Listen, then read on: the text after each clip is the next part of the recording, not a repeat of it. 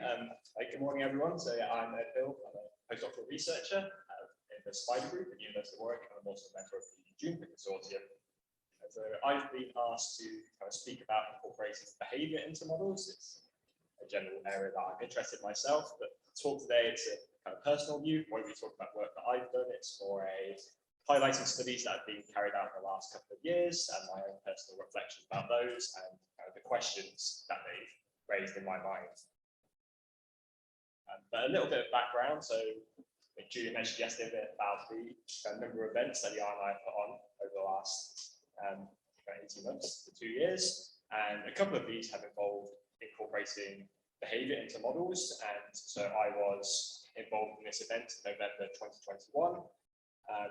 There was a three half-day virtual workshop on modelling behaviour to inform policy for pandemics. And I was an academic co-organiser along with Flavio Toxvard. And in these series of workshops, we were focusing on three main themes. First was understanding behaviour, second, incorporating behaviour into models, and then the third of using behavioural models to then help inform policy. And we had contributions from behavioural scientists, mathematical modelers, and economists across this. And kind of interest in the event and wanting further discussion about specific problems led to then a follow-up event in February of this year. And I'll elaborate on some of the themes that emerged from these couple of events in the final section of the talk. But from the outset, what I'd like to do is kind of perhaps pose a long-term vision for this area. So within the behavioural sciences, there are some existing theoretical frameworks that can be used to, say, try and understand responses to triggers that appraise individuals of a potential threat. So that's in the top left, it's protection motivation theory, or PMT. There's also theories for trying to identify what needs to change for a behavioural change intervention to be effective. And so there's this COM-B model, which is in the lower left-hand side. And then on the right-hand side, we then have our kind of epidemiological models that help us understand the spread of infection in the population and try and assess the burden of disease. So possibly what might be kind of the ultimate challenge is actually kind of trying to unify these theoretical frameworks from behavioural sciences and infectious disease dynamics into a kind of one cohesive mechanistic framework. And this is definitely going to require interdisciplinary working, which again is a theme which has run through a lot of the talks we've heard. So I've kind of like perhaps planted that just general overarching goal in mind. But what I'd like to do for the rest of the talk is, in the first half, initially just highlight some of the studies from the last couple of years that have been making use of data related to behavioural aspects, or in some instances where they have to make assumptions in the absence of such data. The third part will then be specific examples where there's been models that have tried to have explicit feedbacks between the behaviour and disease dynamics. So where behaviour might alter as a function of disease burden or vice versa. And then finally, I'll summarise some of the themes that emerged from the earlier INI workshops. Cool. So in this first section, I'll be focusing more on scenarios of, say, behavioural engagement with different interventions, and I'll focus on three specific sub-examples. And the first relates to vaccine uptake. So in Matt's talk yesterday, mentioned one of the parts of the modelling work done in late 2020 was related to thinking about vaccine prioritization. So we knew vaccine trials were ongoing and there was interest in who should they be aimed at. But then another uncertainty would be, well, how many people would actually, given it was available, actually have the vaccine? And so in this paper by Sam Moore and other colleagues at Warwick, the assumption we actually used was that we just assumed a 70% vaccine uptake in our kind of baseline scenarios. So we were investigating different, say, vaccine efficacy profiles, different actions of vaccine in our sensitivity analysis, but for uptake, we just had this 70% uptake assumption. And what was our reason for this? We basically looked back at what's happened with the flu vaccine in the past, and for the kind of 65 and over age group, attaining about 70% uptake by the end of the flu season had been something that had been replicated for a number of flu seasons. So that was essentially our basis for that, which raises perhaps the first question: is it kind of reasonable to repurpose this kind of behavioral intervention response data? That might be for the same type of intervention, but applied to a different pathogen. Would you get a similar level of uptake for a novel pathogen? And as we've seen with the COVID vaccine, we've had extraordinarily amazing uptake, ultimately. The second theme is to think about kind of use of NPIs in specific settings, and perhaps particularly optimizing testing regimes. And a couple of examples highlighting work from the Juniper Consortium. So we've had work thinking about higher education and university settings. So there's been work by Ellen Brooks-Pollock and colleagues at Bristol, where they've done scenario analysis of different testing regimes in the student populations and what might be optimal for reducing the burden of infection. And then also work by Carl Whitfield and Ian Hall from Manchester, looking at, again, the social care setting and thinking about investigating staff testing policies using, and they used existing data on LFT uptake reported in care homes and prisons as kind of a baseline for their analysis. So a question that arose for me here is kind of this impact of heterogeneity, and kind of if you're looking at specific settings, what level of detail, how spatially refined or temporally refined does it have to be to model acts in such settings. And the third example is challenges that we might face given differences in what people intend to do in a situation and then what they actually do when that said situation arises.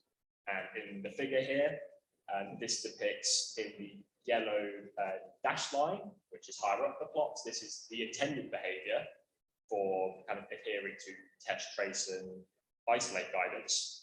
And then the solid blue line lower down is actually then the reported behavior in the instance where in their situation, the guidance would say, oh, you should isolate and have a test. And we see over this time period from May 2020 to January 2021, that intended behavior is like always above the self-reported behavior. And therefore, okay, so we might have some information about what people intend to do, but then how do we reconcile what they might actually do when the said event occurs? So in the second part, now we'll be thinking more about like contact patterns and mobility. And there's another 3 examples here that I'd like to showcase. And the first of these relates to work done throughout 2021, applied to England and the roadmap out of lockdown. So these were the relaxation steps that were pursued, taking the country from full lockdown to then cessation of all restrictions on social interaction. And for each of these steps, there was 4 steps planned, and there was a 5-week gap, at least a 5-week gap between each step, which would then allow the data to reflect the changes in restrictions to be kind of analysed and before then proceeding to the next step. And to assess likely impacts, there was inputs into SPI-M from 3 modelling groups, from Imperial, London School, and from Warwick. And through this, they were conducting multiple scenario analyses as we proceeded through each step. And these models were fitted to the available data, and they could recreate the past epidemic up to that point. And each model comprised assumptions about precautionary behavior or adherence or mobility and how that varied over time. So an uncertainty in the scenario analysis was, well, what was going to happen to this contact rates or mobility basically once this step was enacted. And what's shown here is an example from step 4 and from the London School modelling, where within their model they included Google mobility data. And so we see from the step 4 time point, they then modelled 3 different scenarios, a low, medium, and high mobility scenario. And so this is then depicted in the far right of each panel for here's 3 different assumptions for what the mobility might look like once step 4 is enacted. And then in, say, the Warwick model, this is a plot of a parameter for the precautionary behavior, which gives, it's like a scaling applied to the underlying polymod contact matrix. So give us information about contact rates between different age groups. And a similar aspect is shown here at the point of step 4 being enacted. In the roadmap modeling, there was various different scenarios regarding how the precautionary behavior might adjust, and a level of 0 here would correspond to kind of pre-pandemic mixing levels. So there was a whole array of kind of speed of drop and the time span over where we went from the precautionary behavior seen around step 4 to ultimately returning to pre-pandemic mixing. And interestingly, so the kind of solid black profile with the surrounding shaded interval, this is kind of then shows what's been inferred by the model fitted to the observed data up to like December 2021. And we see it perhaps most closely resembles this like actually slow decline in precautionary behavior. And so, yeah, we have not returned to the pre-pandemic mixing levels. And perhaps the ultimate question for this is, how do we account for uncertainty in behavioral response in the event of, say, changing restrictions and changing risks? So this was going to be, say, like a policy change. We're going to move to a different step. What would public reaction to this actually be? How would they respond? And this isn't just specific to England. This is a global problem. And so in the United States, they've got a scenario modeling hub.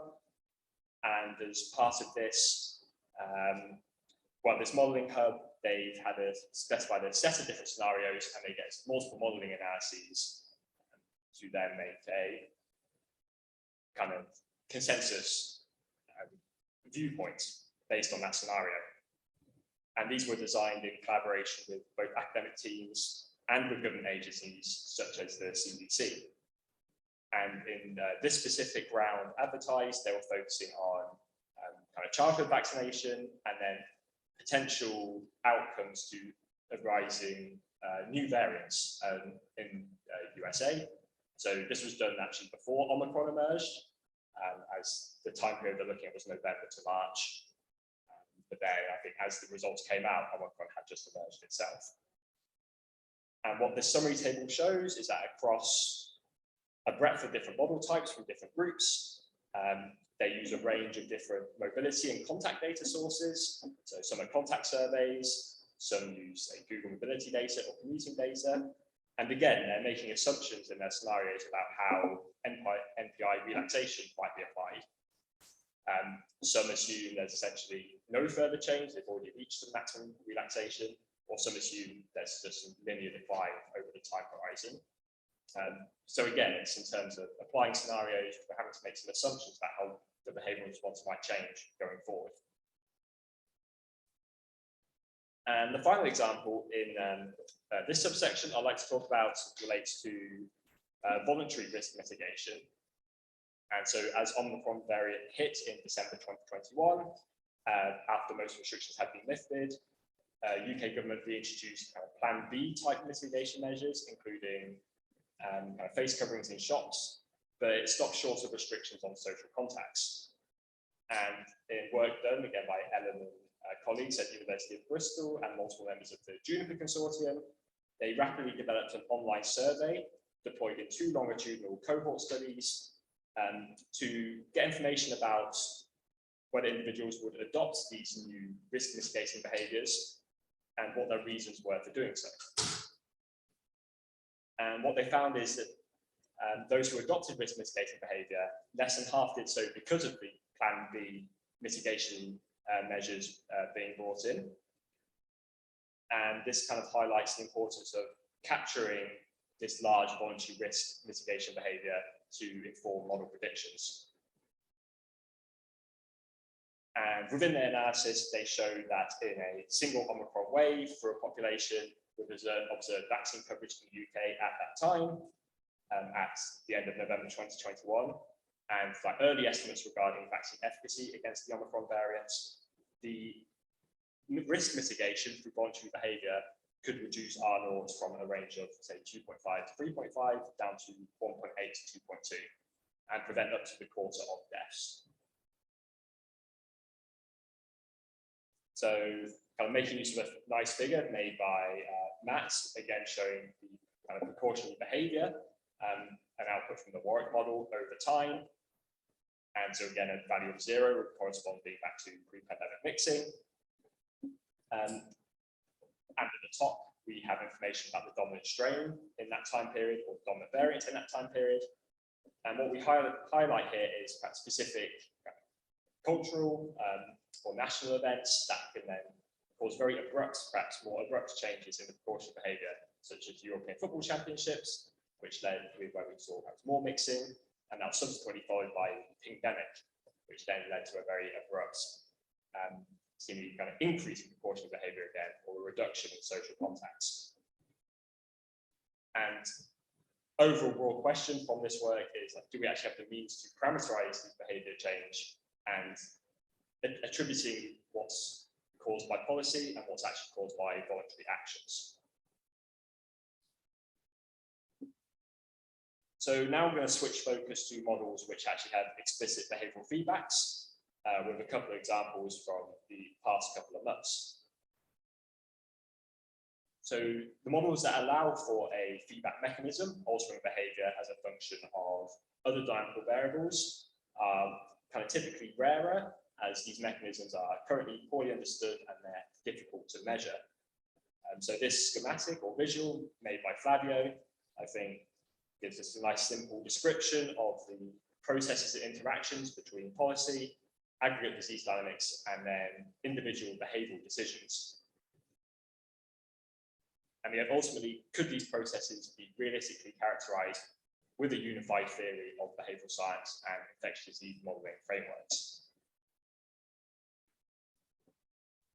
And due to the difficulty in parameterizing such models, work is tended to be more theoretical. And so one such work from back in 2020 by Teslia et al. Was looking to evaluate the impacts of self-imposed measures, such as hand washing, mask wearing, social distancing, versus government-imposed social distancing measures. And as part of this, their model, they had their infectious disease dynamic components for COVID-19. And then they also had a awareness dynamics component with states of being aware or unaware. And this disease awareness was modeled as a dynamical property. Individuals will become aware at a rate proportional to the number of diagnosed individuals in the population. There was then also a loss of awareness at a constant rate. And through there, they did a range of sensitivity analysis, and what they found was that, well, their quantification was looking at kind of height and timing of an epidemic peak, and while the government interventions might potentially delay the peak, it wouldn't reduce its height, whereas self-imposed measures would have the ability to also reduce the peak as well as delay it, especially if this spread of self-awareness through the population was relatively fast. And in terms of models with explicit feedbacks that have been used in kind of public health institution settings, the Staten Serum Institute, which is responsible for preparedness against infectious diseases in Denmark. They've had multiple versions of a model with this specific example published, looking at the potential implications of the Omicron variant in December 2021. And in this model, they have an adaptive transmission reducing behavior that occurs in population that have a high incidence of SARS-CoV-2, as well as having time varying contact matrices and time-dependent testing rates. But an important drawback or limitation of this model currently is, compared with the real world, their adaptive behavior would kick in based on the the model true incidence, not on, say, the reported incidence that we would have in the real world, and that might be a lagged indicator. And equally, their changes in behavior were perhaps more smooth, whereas in the real world, again, we might have more abrupt or very quick changes, perhaps based around events such as, say, press briefings. So finally, I'd just like to overview some of the themes from the earlier I&I workshops, looking on data, model complexity, and informing policy.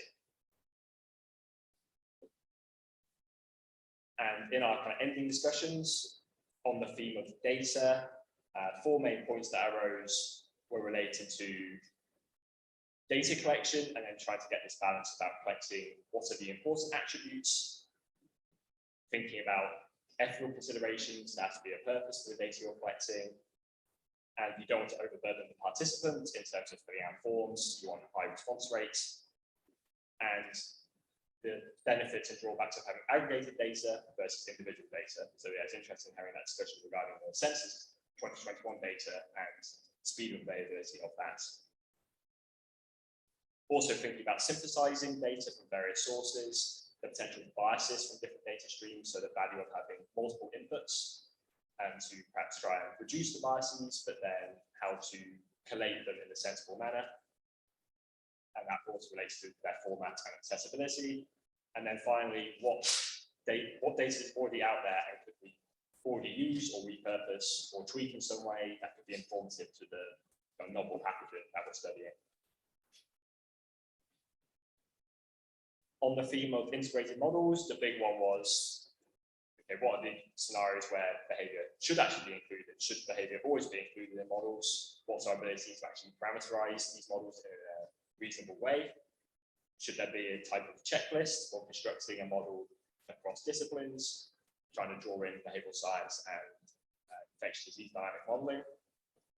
And perhaps very important here is also having the resources to have a team and that team sustained over time that has the relevant expertise. And really very important here is sustainability of funding to permit these interdisciplinary projects for the long time horizons. And then finally on policy, it's very much like the objective and perspective is crucial. How do we define an objective function for an infectious disease outbreak? Should it include, or should we be trying to encapsulate health, economic, educational, social factors in some collective objective function? And then what is the end game in the face of uncertainty? As it's unclear perhaps at the start what interventions may be applicable, might become available, and how can we reasonably account for behavioral responses in such situations? And then the final couple regarding the role of the public and scientific communication are again aspects mentioned in other talks, and so yeah, it's important we think about having strong scientific communication moving forwards. And with that, I'll end. And so this is just a summary of some of the questions that have arisen throughout the talk. And so thank you all for listening. I'm happy to take questions.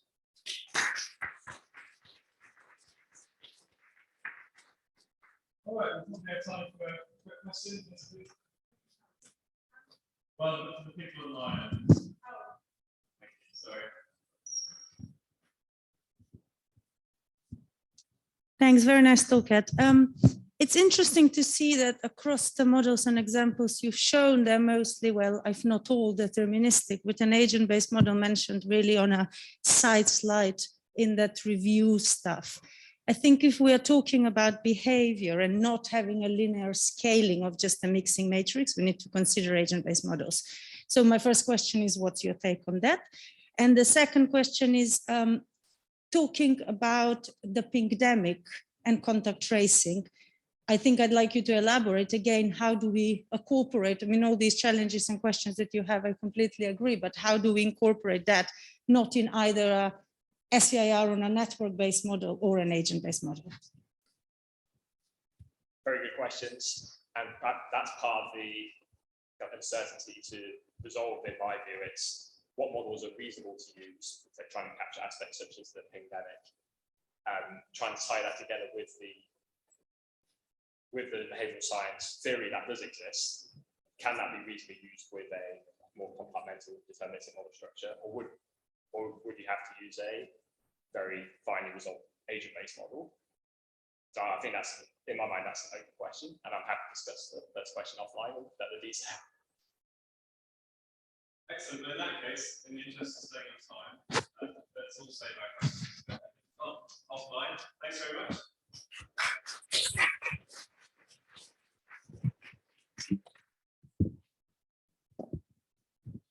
I took this morning, well, before probably,